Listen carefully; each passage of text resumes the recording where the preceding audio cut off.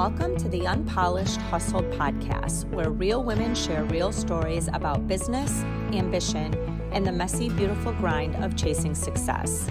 We're not here for filters or fluff. We're here for honesty, hustle, and the lessons learned along the way. Join your hosts, Lisa Swiftney, Chrissy Zambas, Laura Peters, and Britt Moscone as we pull back the curtain on entrepreneurship, leadership, and life. This is the raw truth of building something great, unpolished, unfiltered, and unstoppable. Good morning. Good morning. Good morning. So why don't we go ahead and introduce ourselves? Since our names are gone, no one knows who we are anymore. That's right. Somebody go ahead. I'm Britt Moscone with Epic Realty again. Welcome back, everybody. I'm Laura Peters with Points Home Lending. I'm Lisa Swiftney with Greater Rochester Living and Shelby Neighbors. And I'm Chrissy Zambas, owner of the Zambas Insurance Group. Welcome. Monday. It is Monday. Oh my gosh. So everyone, how was your last weekend? Tell us what you did. How was life? Life is lifing. Yeah. It's been very busy for us. We are in the midst, by the time this airs, we're planning a 50th wedding anniversary for my parents. So been trying to wrap that up. Work is going extremely well. There's a lot of people getting out now. I think they're starting to get comfortable with the environment that we're in, and got a lot of closings happening and getting some deals done. So yeah, it's been really good. And this morning, I apologize for being a little late because we were taking and figuring out, my 19-year-old daughter had to navigate a new college campus and could not find the building or the parking lot. So we were mapping that out. That's so scary, though. I remember my nervous one. Yeah, I remember that time. Like, oh, that is very nerve-wracking, being new on a big campus like that. Yeah, but she goes to one place, but her counselor is only there for certain days. They're at another campus on other days, so she had to go to this other campus to meet her counselor. Yeah, the boys directed her somewhere else. Oh wow. No. That's a good time. Oh yeah. How about you, Britt? I feel like I should just coin the term like the chaotic one. I don't know. I my life is always chaos with the kids and everything and work and whatever. And I usually thrive off chaos, which is normal and good. I can't sit still. But it's just been particularly crazy lately because we are listing our house actually. So it's weird being on this side of things now and being the one prepping your home and staging and packing and all that stuff. So my husband and I are very capable of doing all the renovations that we had to do. And we've been just basically staying up till 3 a.m, finishing everything. Because we have to do a lot of the stuff when the kids go to bed. And then we wake up early to finish. And our photographer is there actually right now. That's why I'm sitting in a Tim Hortons talking to everybody. The timing just worked out where he had to be there at the same time that this was going on. And of course, like I was telling you ladies before we started recording, the kids' school decided that they didn't have school today. So my mom stepped in again and took them for me. So thank God for that. Thank God for moms, right? Oh my gosh, she's amazing. Like I would be dead without her, I think. But I would have definitely jumped off a bridge by now. But no, and just, yeah, it's been just crazy. I mean, everything, just regular life with the kids' sports and school and being involved with all that stuff. And then you tack on, obviously work is crazy right now. And then all of the renovations. And it's funny because I just saw a past client that I helped her sell her house 2 years ago. And I was like, I'm so tired. I told her all the things we're doing to the house. She's like, I remember when you were listing my house and you said, don't do all these things. And I said, well, this is it. And I want to bring this up because I know we're going to talk about the market. I said, we were in a very different market at that time. One, it was spring, and it was 2 years ago, spring. So I said things were flying off the shelves. Buyers were not picky. They are much more picky now. Things are starting to pick up a little bit, but buyers they want move-in ready. They do not want a renovation. They are more picky about price point. They're really looking deeper at things. They're not like, I mean, 2 years ago, spring, things were selling over asking sight unseen. It was craziness. I mean, Laura, you can attest to that. Like, it was craziness. So I said, we were in a very different market. I said, plus my house is just very, very lived in. I would definitely recommend, if this was a client, for my house, I would say, yes, paint this wall because it has holes in it from your sons, like, or whatever. So we're doing all that kind of stuff. And then, it's fall. So we're staging for the time that we're in. People want to come into a home and feel the season that you're in, that cozy, warm fall harvest kind of theme. I don't really do the Halloween. I do very fall type decorating. So we've been doing all that and just getting it ready. So pictures are going to be done by the time I'm done with this. And then we'll be listing it on Wednesday. So October 1st, we're going live. Wow. Sweet. Nice. I know. Awesome. It's always And fun. then I can breathe. Right? Right? Yeah. How about Exactly. you, Lisa? What'd you do this weekend? How was your last week? So, Me? Lisa? Lisa. oh, me. Well, last week was really a little bit crazy. I mentioned that I have a goal to hold 100 appointments with people by the end of October. And I set up that goal. So I met a bunch of new business owners last week, got to talk with them, learn more about what they do, find out some new people in the community, as well as I'm set up this week for meeting some new business owners as well. Just learning a little bit about what they're doing and how they want to be out in the community. The one thing I'm learning with a lot of businesses is, how are they being found? So somebody starts a new business, and for instance, I was talking with a nurse practitioner. How is she getting her word out? How is she getting found? She's just excited. She found out that she now can accept insurance. So it's like, woohoo, because that's a big step, especially with functional medicine, because a lot of functional medicine doesn't accept insurance. Right. So just helping business owners find their way to get more exposure and stay in front of people. Awesome. So it was my crazy week. And then Chrissy, how about you? What did you do? So it was crazy. So not last week, but the week before, I ended up with bronchitis. So I was out a couple days, pretty sick. I think 3 days I couldn't even talk. I had laryngitis. So that was a little bit of a fun challenge because it followed up last week with a ladies retreat through Farm Bureau. We went out to Fenville. I posted quite a bit about the place that we went to, Hop and Vine Inn. It is super cute. I think they have 18 rooms, I guess we'll call it. Some are rooms, some have multiple rooms in them, and some are townhouses with full kitchens in them.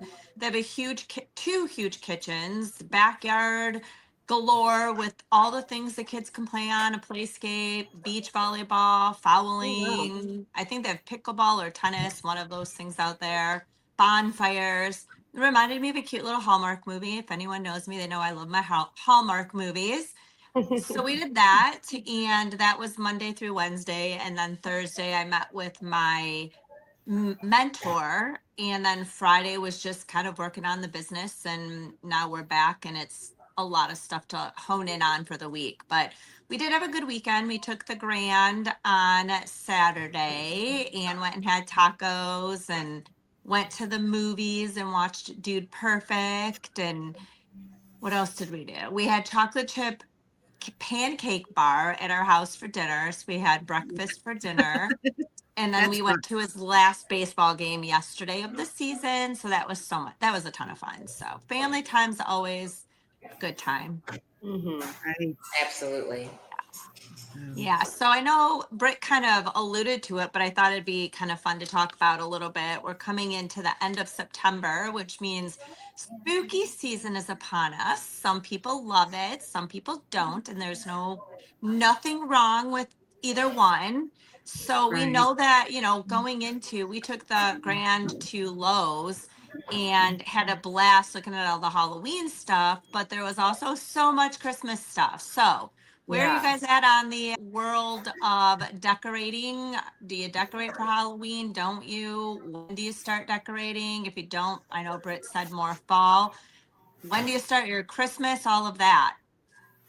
Let's talk about the controversial subject, because I will tell you guys, we decorated our entire outside. We live in a condo, not a very large yard, yet it's so fun and cute, and it's full of Halloween spooky season cheer. And if you follow me on social media, go check out my video. I gave my husband a project that at first he was like, good luck, you're on your own. And then literally a couple hours, he made my graveyard come to life yesterday. Oh, that's cool. I know. I love your decorating, Chrissy. You always do such a good job, especially the Grinch stuff at Christmas. Love it. Yes. It's my favorite. I actually debated putting up one of my Grinch trees because I do actually also have Halloween Christmas bulbs. I mean, they're not Christmas, but Halloween bulbs or whatever for a tree. Fun. Yeah. So I almost put that up, but I didn't yet. Fun. It's not October yet, so we still have a couple more days. You can do that. Mm-hmm. Yeah. So I do roll over right basically from Halloween to Christmas. So Me too. It would be a total disaster. I would love one year to do like just a super Halloween. Like I want to kind of turn my house into a haunted house and have like a big Halloween party or something.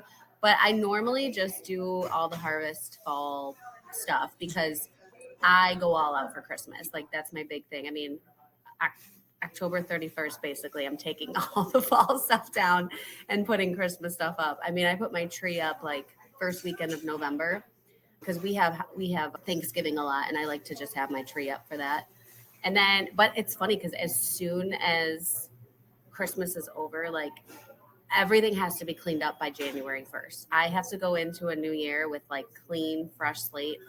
I cannot have Christmas stuff up in January. Like, I'm like, nope, get it down, get it cleaned. We're cleaning the whole house. We're vacuuming. We're doing everything. I'm just psycho, but it's all good. I'm pretty close. I will say, I think because we do the same thing. I mean, literally November 1st, we're rolling into Christmas. I think by January, I'm ready for the Christmas stuff to be down. Yeah. So I'm pretty sure we do ours by like December 26th, 27th. Our stuff's down usually. Yeah, same. I like having that week, to like clean. And then you're like, okay, what's this new year going to look like? You have to like, I can't mentally go into a new year with old year stuff out. If that makes sense. So. We usually do New Year's at our house too, so that's another reason. I'm like, all right, I'm done. Let's just get it all down and go. Yes. Right. Where are you at, Lisa? What side of the fence do you go on? I am more of I want to say fall person because we don't have a lot of kids around here. So I don't do the whole Halloween. And so I like decorating for fall. I'll keep it that way till after Thanksgiving. And then I will do the tree and Christmas the day after Thanksgiving. So that's perfect. Yeah. Actually, what happened, Laura? Life is lifing, right? She's me from last week. Oh my gosh. And that's exactly, I mean, that's the thing. We laugh because that's the whole point of this podcast is life happens. It's real raw. Last week or 2 weeks ago, we missed last week, but poor Britt was having all the glitching and all the craziness, and that's, and now you're in the Tim Hortons doing your thing. And so, yeah, we find it. So you kind of started talking about it, Britt, the market, where are we at? How are houses? How's it going with selling and buying? Tips, anything anybody needs to know? Yeah. So like I touched on, we went through a pretty stall out period on pretty much July 1st up until just recently. And good, Laura's back, so she can help me out with this too. But yeah, I mean, July and August were pretty dead. But historically, that's how it goes, especially in Michigan, because as you know, Chrissy, firsthand, you're a boater. There's campers. There's people that are like vacationing, doing all their fun summer stuff, trying to get it in these 3 months that we have. And then all of a sudden, like the last couple weekends of August, people are realizing, oh my gosh, we got to start looking before school starts or whatever. Then you have that big group of people that want to wait till after school and get settled. And then they're like, okay, now we have to start looking. And that's what we're seeing right now. So actually, there's a couple houses out by me because I've been kind of paying attention just for when we list. And one house, nothing special, just a 3-bedroom ranch on a few acres, needed some updating, but it was up for 16 hours before they took an offer. And I'm like, wow, that's good. It's a good sign for me. But you're not seeing that everywhere like you did before. It's certain locations. And here's the other thing. Pricing the home correctly is so important. And everybody thinks they have, the Taj Mahal to sell, but of course, everyone loves their home, but we cannot overprice anymore, right? Like we used to be able to. I mean, do a proper CMA, have an agent do a proper CMA for you. Look where all the comparables are. And I always list it 10 grand under what the market is saying, because then it pulls everybody like, oh, wow, why is this so, let's go look at it. And then all of a sudden, I mean, every single time I do that, the seller gets 15 to 20 grand over asking when I list it 10 grand under. The last 4 listings I did this summer, all of them got 15 to 20 over. That's amazing. Because it just pulls everybody out because they're like, oh my gosh, this is so much less than the comparables around. Like, let's go look at it. We got to be the first ones. And all of a sudden, 20 people are looking at it in the first 2 days, which just, it's the psychology of the buying, process. So yeah.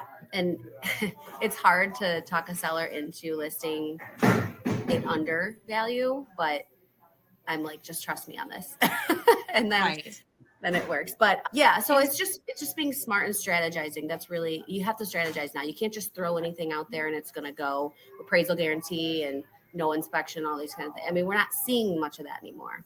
Right. Well, and it's nice too, because I think one of the big messages that needs to get out there for sellers is that, a lot of times going into this season, people are like, oh, I don't want to put it up. It's getting closer to the holidays, this and that. And the reality is anyone that's looking to buy right now is a serious buyer.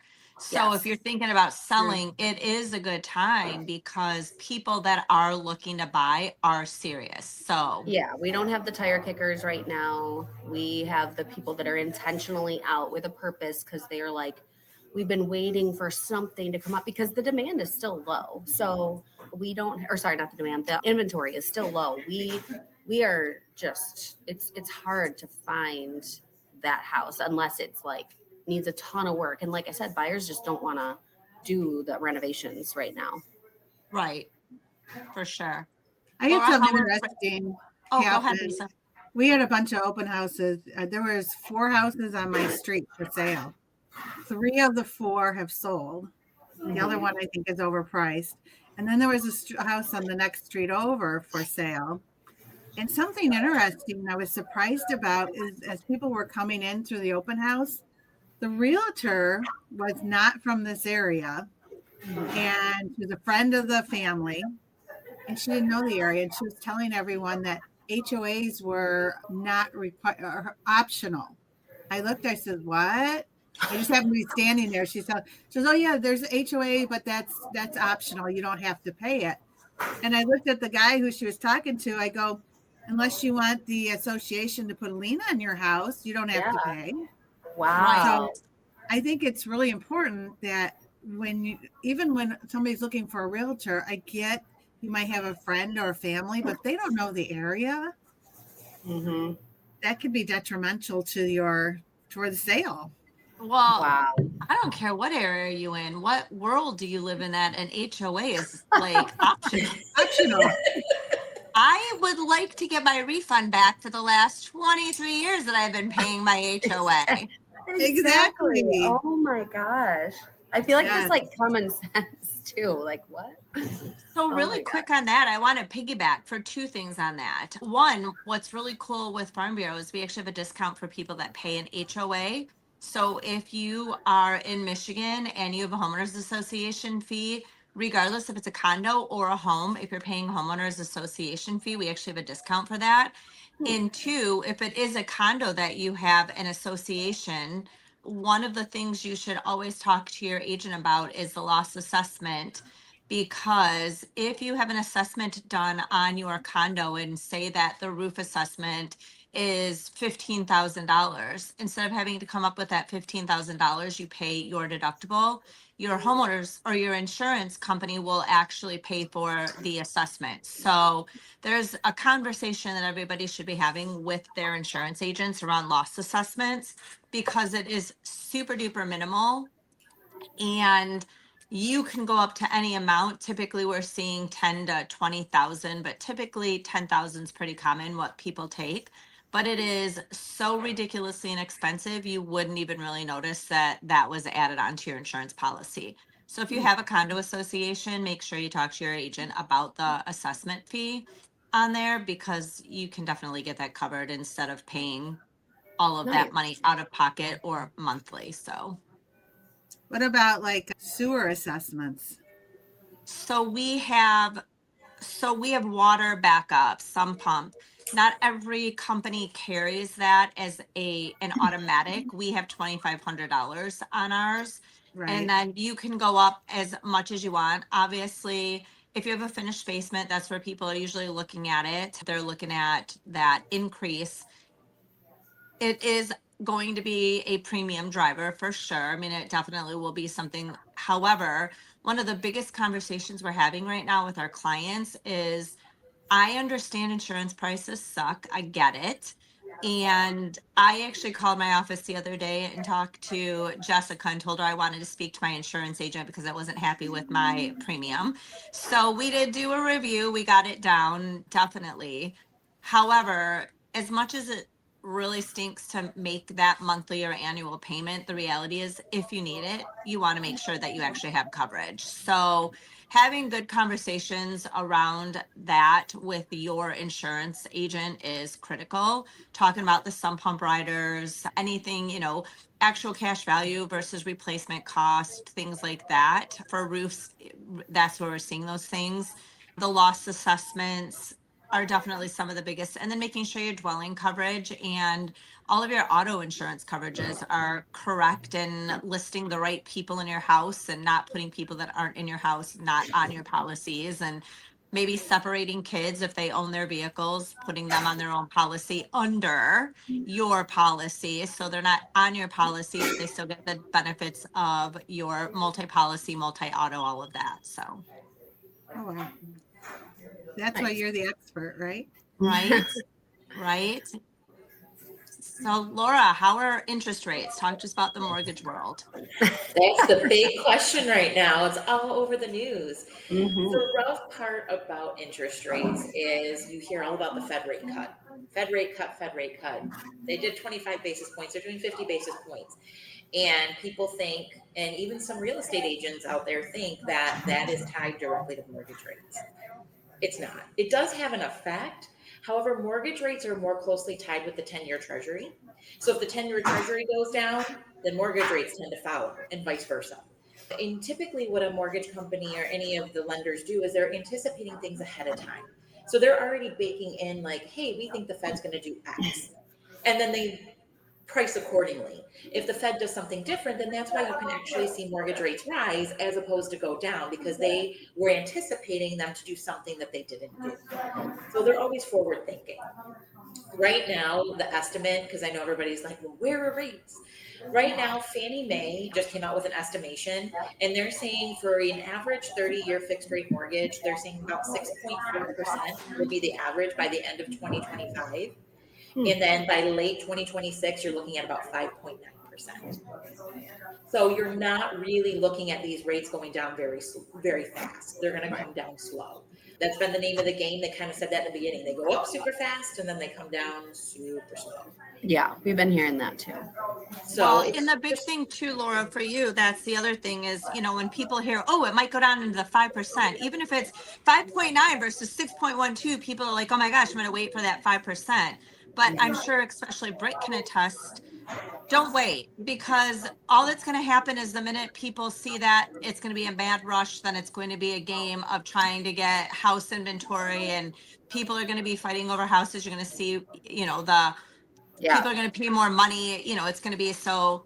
Yes. Don't look at that as an opportunity to say, well, I'm going to wait until they get back down to 5%. Right. No. No, I mean, you marry the house and you date the rate. And I hate saying that, but I say it all the time, but because it's so true. I mean, that rate is ever changing. So if you find that house in the great location and the house you want at the price you want, get it now while the house prices are a little bit lower, because as soon as rates do anything, the prices are going to go up. Even if the rates don't do anything, historically priced homes are going to go up. They've been going up like 4% a year. So, date the rate, get it. Well, let's talk about the people that I was just going to say that. Let's talk about the people that bought a house 2 years ago, a year ago when rates were 8%, refinance. Now is a good time. If it's 6%, refinance into that 6%. I mean, there's ways to do that, and you can still keep your, if you're 2 years in, you can still do 28 years. You can still do the things to keep that, so you don't have to go back to a 30-year. Yeah, Right.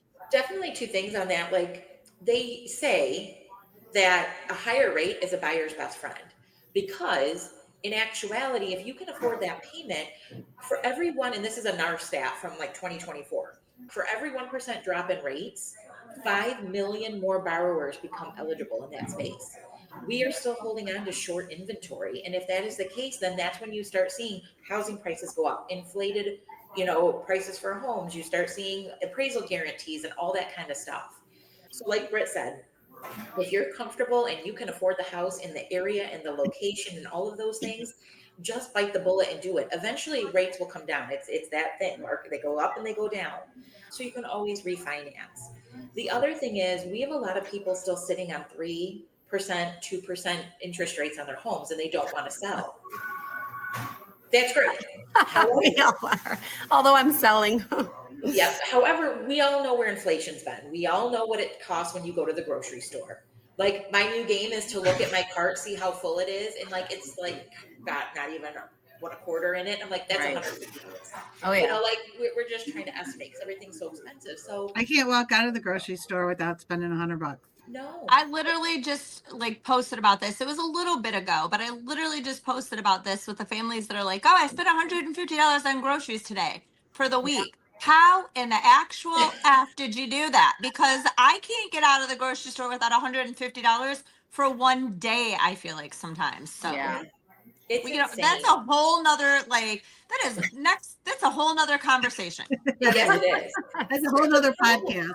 Exactly. The problem is that people, this is the way we're living right now. So people are living on credit cards. They're living on other means. So yes, you might have a 2% interest rate on your house, but you are drowning in 30% credit card debt. Mm-hmm. These credit cards, they don't go away. And the average rate right about now is anywhere from 25 to 32% on a credit card.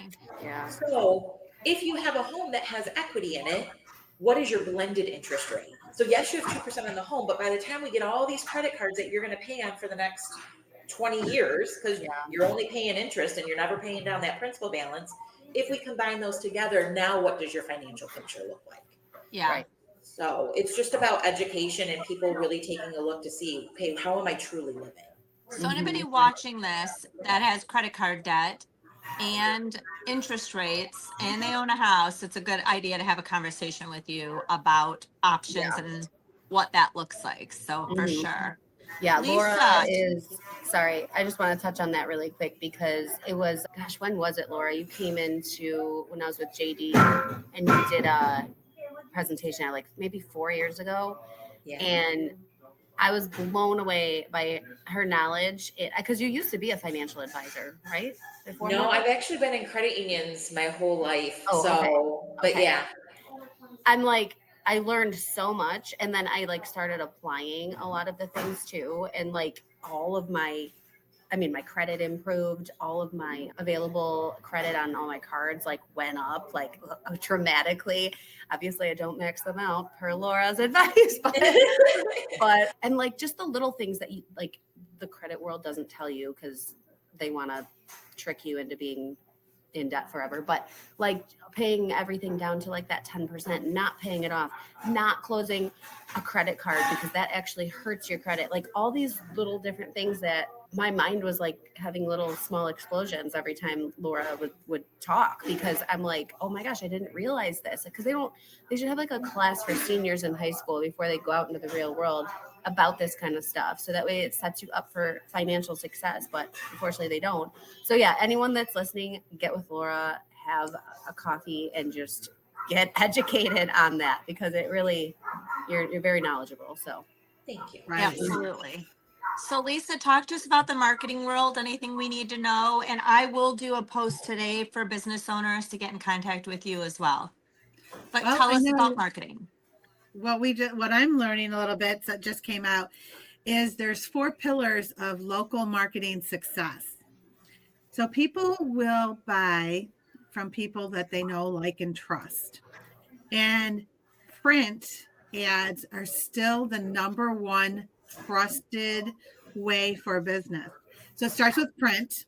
And what happens is they see you in print, and then they see you on digital, and then they find you when they're looking for you on listings, which on any other search engines, there's over 40 different search engines. And I don't know if people understand that. And then reviews have gotten to be so much important now. People are reading your reviews. They want to know what you're about. They want to know what your product is. So, as business owners, are we asking people to write reviews for us? Are we, answering those reviews? I know that there's, we see it on Facebook. We see it even on Amazon. When we're shopping on Amazon, before you buy a product, do you read the reviews and what people have to say? 100%. oh yeah. Yeah. Yes. Before I buy anything, I read those reviews, and I love the ones with the pictures. Of course. So are your clients writing reviews for you? Yeah. So that's really yeah. so I need to work on that. Yes. So something that I've done, and I don't have my keychain with me, but I have a keychain that has a QR code. And whenever I'm talking to a client that is, happy with what I'm doing, I just show them the QR code, and I said, can you write me a review? Can you tell me what you think? Yeah, And awesome. that is huge when people are looking to do business. So I love that. yes. Something I've done the last 2 years, because again, I don't know, do you guys know Sheila Cohoon? Yeah, Cahoon? Yeah. Okay. Yeah. So she came in and did a Google business presentation, and I learned a lot from her too with that, because obviously set up your whole Google profile for your business correctly. And there's like certain things you can do to make sure like it boosts and stuff. And you probably know a lot about it, Lisa, but in there's, and you could do it from your phone too. So you can just copy and paste the link. But at the end of every year, I've just been going back through my client list, everybody that I helped or talked to for that year. And I'll just say, hey, it's the end of the year. Would you be able to write me a quick review? And then you text them the link. All they have to do is open it and write a little quick review, and just right there done. So you're kind of doing the hard part for them, which is like going onto Google, whatever, not that it's hard, but people, they don't like steps. So you just send them the link real quick and they give you a review. And I've gotten a lot the last couple of years just by doing it at the end of the year. And Google is a very powerful way, but there's also 70 different search engines out there that people write reviews about companies on that they don't realize.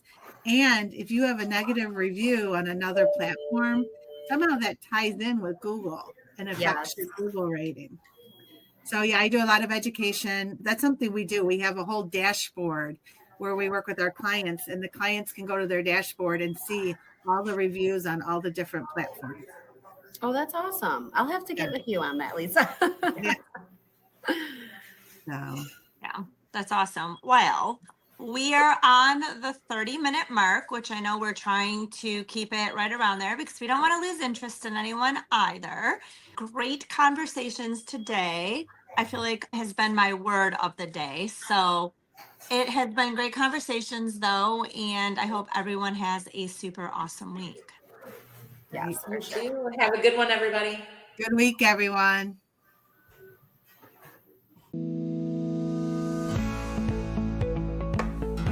Thanks for tuning in to the Unpolished Hustle Podcast. We hope today's conversation left you inspired, motivated, and ready to own your hustle, no matter how unpolished it gets. Around here, it's all about real conversations about money, mortgages, and the messy middle, because that's where the real growth happens. Don't forget to subscribe, share, and leave a review so more hustlers can join our community. Until next time, keep pushing, keep growing, and keep it real.